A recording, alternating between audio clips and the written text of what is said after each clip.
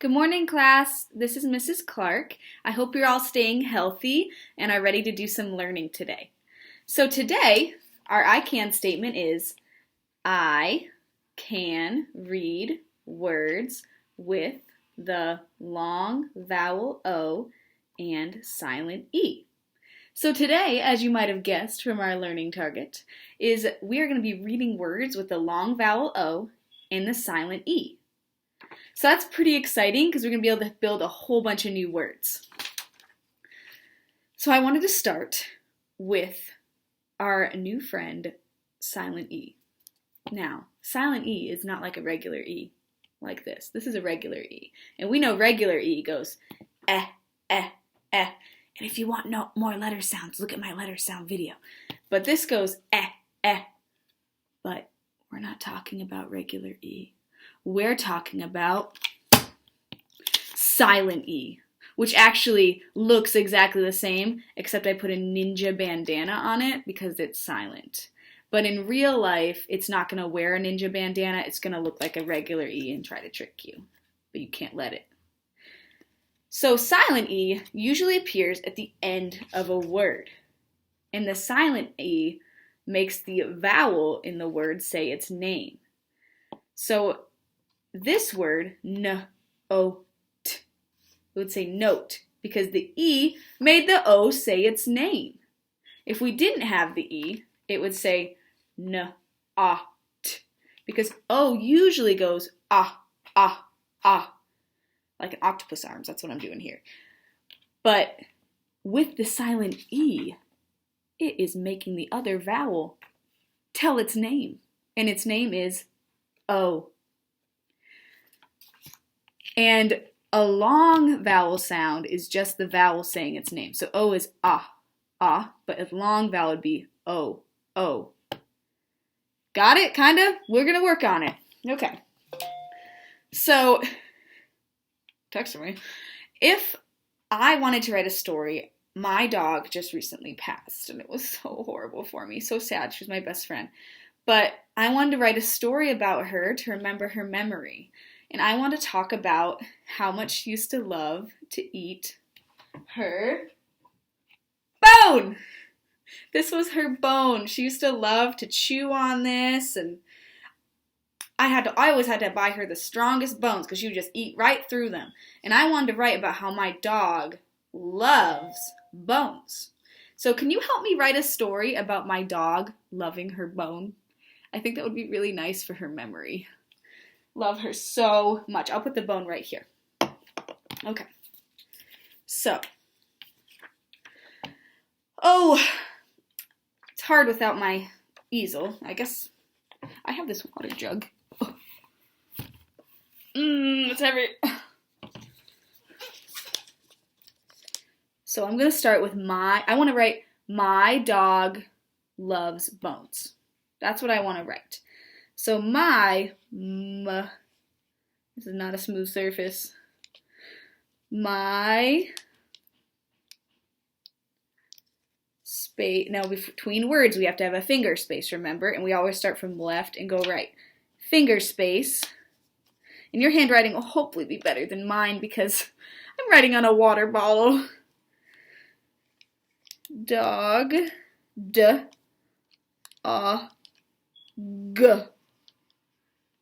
My dog, finger space, love.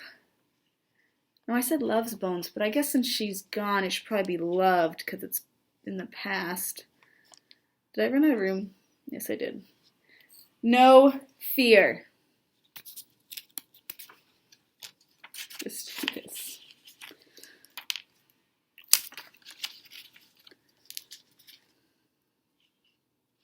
Bone. All done. Oh, wait a second. If you stopped me because you knew this was wrong, good job. This doesn't say bone. I mean, it looks kind of like it because it goes, it's B-O-N, but this says b-on. Bon. My dog doesn't love bon. My dog loves bone. And remember, we need the silent E to help the O say its name. So I'm going to go ahead and put the silent E there.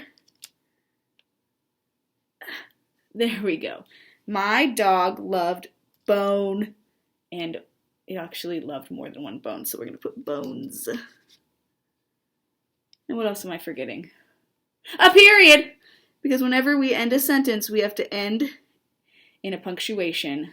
And this time, it is a period, because it's not a question, and I'm not exclaiming it. I'm just stating a fact. My dog loved bones. Because S shows if there's more than one. So that's that. And when we get back to the classroom, I will not be using this. I'll be using a whiteboard. But anyways, that's what that is. Okay, next part. We did our introduction. I introduced you to the long O and the magical E, and we even wrote a sentence together. Now we're going to do some quick flashcards. All right, so our flashcards go along with our rule of the silent E, which I highlighted, and our long vowel O. And a long vowel goes O, because it says its name. So ready? Our first word, we just set it up here. Let's sound it out. N, O, T. Note. And I made the O sound because I saw this silent E. And I told you it wasn't going to be wearing a ninja bandana like I made. That was just kind of for fun. It's trying to trick you. Don't let it get you. Our next one. H, O, P. Hope. Now this time, after I build it, I'm going to pause and see if you can come up with the word. R, O, P. Oh, that's a B. Let's try that again. Rewind. R, O, B. Robe. Did you say robe? Next one. Just have to make sure. It's hard reading upside down. R, O, D. Road. You're so good at this. I knew you could do this. We got this. This is the word. B-O-N. Bone.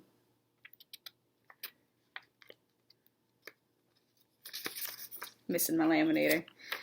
All right. Last one. T-O-N.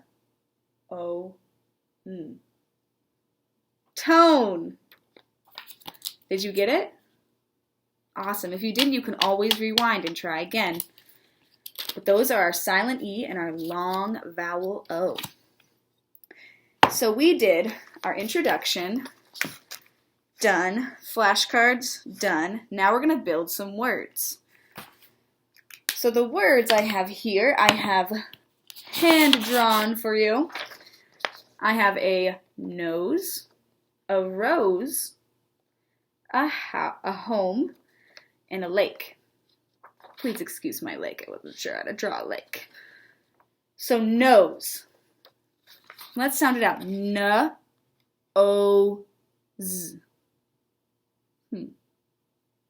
Now you might be tempted to write N-O-Z, nose, but that is not correct. Because remember how we talked about in our phonics video that sometimes S goes S, but sometimes it tries to trick you and it goes Z. Remember that? So nose is actually going to be, go ahead, guess. N O S E. Nose. Because the silent E made the O say its name. Nose. Our next one is rose. Now remember how we talked about rhyming words and how the initial sound is different, but the end is the same. Now since I just told you that nose and rose rhyme, you know that they're going to be, that they might be spelled similarly. Let's try it. R-O-Z. Now again, it's that S trying to trick you. It's an S, it's not a Z. It's going to be R-O-S-E.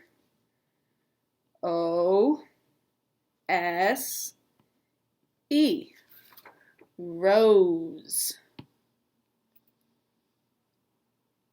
We have two more.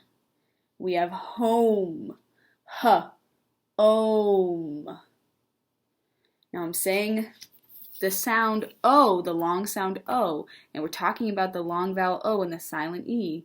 So go ahead and try to write home.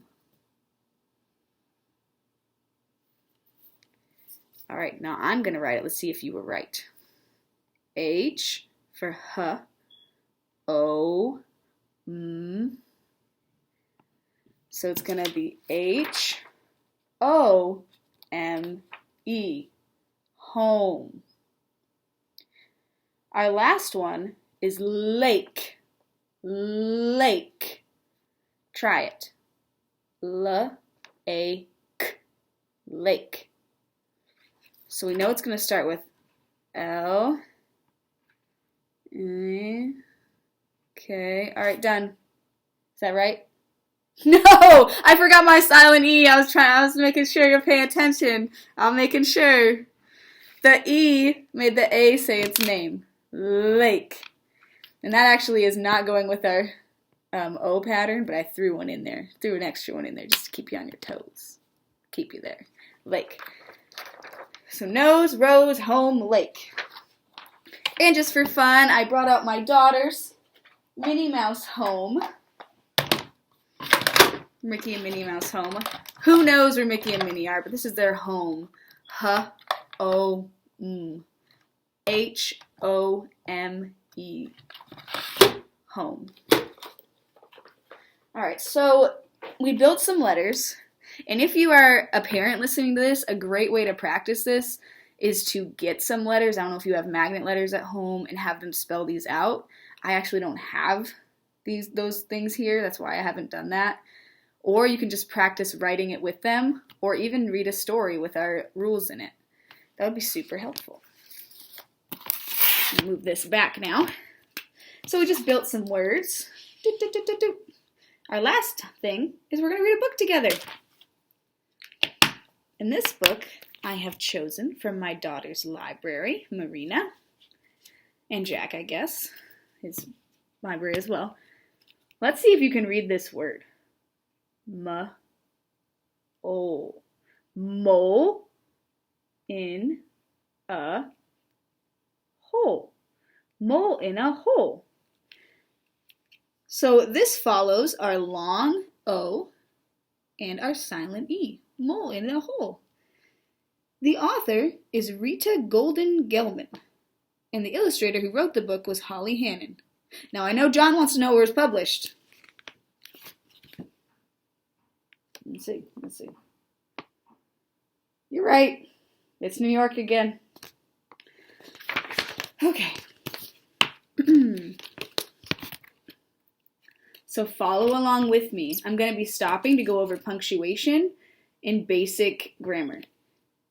There once was a mole who lived in a hole under an apple tree. That's what that was. Under an apple tree.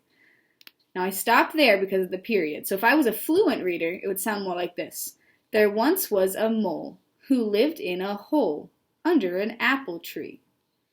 Poor little mole was lonely as only a mole can be. Oh, look at him. He's lonely under his apple tree. He must be social distancing. Okay. So he said to a mouse and a frog and a bee, "Come into my home and eat with me." So home, remember we talked how to spell that? H-O-M-E. Now you see these funky little floating bananas next to each other, and there's two of them, and then there's another two here facing the other way. That means that someone was talking. Those are called quotation marks. So come into my home and eat with me. That is something the mole said. And I know that because of these quotation marks. Oh, there they are again. So someone's going to be talking. Sure, said the frog. Why not? Said the mouse. Okay, said the bee. There were 4 in the home. So they're all going into his home. But the frog could not see. He kept bumping his knee. And the mouse tried to sit, but she sat in her tea. So they can't see because, I don't know if you know this, but moles, they can see in the dark. So his house, his home, H-O-M-E, is very dark. The other animals are used to seeing in the light. So they can't see anything, and they're making a mess. Another thing I want to talk to you about is the rhyme, see, knee. See how they both end in the E-E? Rhymes are words that start with different sounds, but end in the same sound. Let's go see what happens to the bee. I'm predicting from this picture and this sad face that she's not too happy either. Or he. I think it's a girl. I'm not sure. The bee kept buzzing and bumping her head. My feelers are broken, the little bee said. Oh, I just tried to turn the page in the book on the computer. What am I doing? Oh, quotations again. Please eat, said the mole. I have pie. I have stew. I have carrots and pizza and pineapple too. Oh, he just wants his friends to stay. If I can turn the page. No thanks, said the mouse and the frog and the bee. How can we eat if we cannot see? I must go, said the frog, rubbing his knee. This hole is too dark and too crowded for me. The frog hopped out, and then there were 3. So he left, unhappy. I cannot see my tail. I am standing in stew. Goodbye, said the mouse. And then there were 2.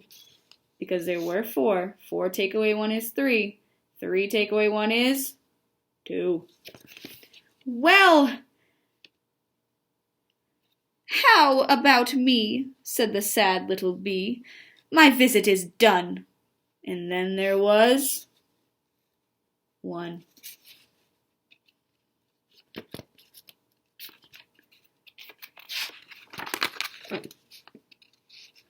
The mole ate the pie, all alone in his hole. Ah, there's a word, hole. H-O-L-E. The silent E is making that O say its name. Oh, and also alone. Alone. A-L-O-N-E. The E is again making the O say its name. Alone. Oh, how exciting. Well, not for the mole. He's very sad. Then he packed up some carrots and went for a stroll. The sun was too bright, and Mole could not see. He tripped on Ms. Mole, who was drinking her tea. Mole, M-O-L-E. I'm sorry, Ms. Mole. Are you all right? Question mark. He's asking a question, and that's why my voice went up. No, I am not! Exclamation point. That's why I sounded excited, or exclaimed. That's why I exclaimed. That sun is too bright. It hurts my eyes. It burns my nose. It dries my fur and curls my toes. Now, nose follows our rule. N-O-S-E. Remember we talked about that earlier? Nose.